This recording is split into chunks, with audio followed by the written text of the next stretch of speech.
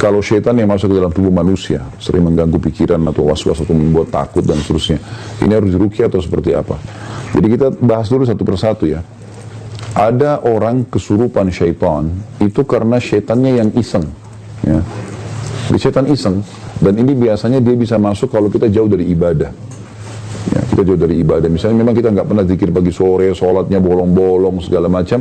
Nah ini kalau kita datang ke satu lokasi, setan seperti penjahat lagi lewat, dia kemudian mengganggu. Ini.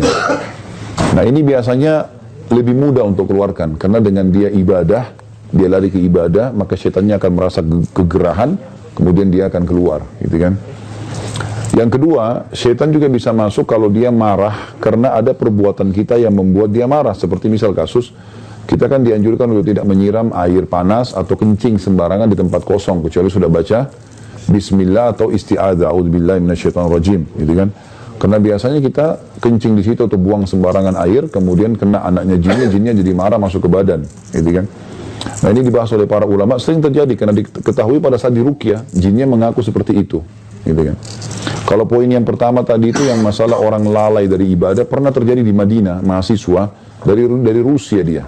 Saya masih ingat dulu, subhanallah anak ini setiap kali azan maghrib, nggak ke masjid. Dia malah tunggu azan maghrib, lalu dia masuk mandi di kamar mandi. Berulang-ulang terjadi, akhirnya dia kesurupan, kemasukan jin. Lalu dibawa kepada seorang peruqyah di salah satu di sudut kota Madinah, ada di bawah gunung, namanya Syekh Abdullah. Beliau kadang-kadang kalau ruqyah sering direkam gitu kan. Maka dibawalah ke sana. Lalu waktu diruqyah, jinnya mengaku kalau orang ini selalu lalai. Lagi azan dia pergi masuk kamar mandi tempat kami masuk menyelamatkan diri. Saat orang ini buka diri, misalnya terbuka, maka saya masuk. Dan kalau ditanya, lalu apa tujuannya syaitan masuk ke dalam badan? Banyak. Yang pertama, dia mudah menguasai. Dia bisa menguasai kita sehingga dia sesat. Dia menyesatkan kita. Karena kan tugas utama syaitan dari iblis menyesatkan kita. Makanya kata Nabi SAW, kalau kalian sedang menguap, tahanlah. Baik tahan dengan bibir atau kita tahan dengan tangan.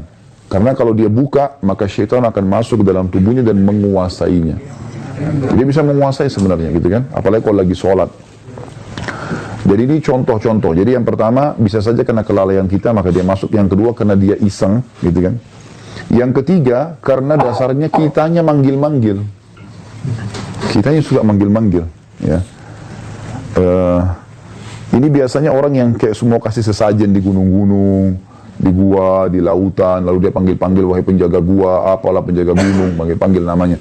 Nah ini biasa kena panggil-panggil, nanti dia bisa kesurupan, gitu kan, kesurupan. Yang keempat, dia ditransfer oleh orang lain, seperti tenaga dalam, ya. Itu biasanya kan syaratnya dimandiin malam hari, apalah dengan rujuk kembang, apalah segala macam ini, maka ditransfer. Syaitan itu bahasanya di Indonesia biasa transfer aura. Padahal sebenarnya bukan transfer aura, itu memang ada jin. Karena rata-rata teman-teman yang pernah belajar ini, tenaga dalam, segala macam, mandi tengah malam, ini begitu kami ajarin ruqyah, begitu dia ruqyah dia muntah-muntah. Reaksinya sendiri ada. Gitu. Jadi memang reaksi itu bisa terjadi. Ini termasuk bisa. Yang kelima, bisa saja syaitan masuk justru karena dikirim oleh para penyihir. Ya, seperti kita diambil foto misalnya, diambil potongan rambut, diapalah pakaian dalam. Makanya teman-teman sekalian hindari sekali foto yang dipajang. Hindari sekali. Kayak kita di medsos itu ya. Maksudnya apalagi kalau di profil. Ada orang subhanallah pergi taklim, foto taklim, tak foto. Nanti pulang taklim, foto lagi. Gayanya luar biasa, 1000 gaya gitu. Nah padahal sebenarnya itu bahaya sekali itu. Karena kalau ada orang yang hasut sama kita atau malah suka dengan kita, dia bisa ambil foto profil itu, dia sihir. Sudah cukup untuk menjadi alat sihir. Nabi SAW pernah disihir oleh Lubab bin A'sam, orang Yahudi. Ya, Nabi SAW sebulan teman-teman nggak sadar, nggak tahu apakah sudah kasih giliran istrinya atau belum. Sampai kadang-kadang istri ingatkan, ya Rasulullah belum Anda datang ke tempat kami. Seperti itulah. Maka yang terjadi pada saat itu, Nabi SAW berdoa kepada Allah setelah sebulan, kemudian Allah berikan petunjuk, ternyata Allah buka melalui malaikat yang menyampaikan ada seorang Yahudi namanya Lubab bin A'sam, dia tinggal di suku Za'far dan dia mengambil potongan sisir Nabi dan rambutnya yang dililit di batang pohon kurma yang sudah rusak, terus ditaruh dalam sumur tua.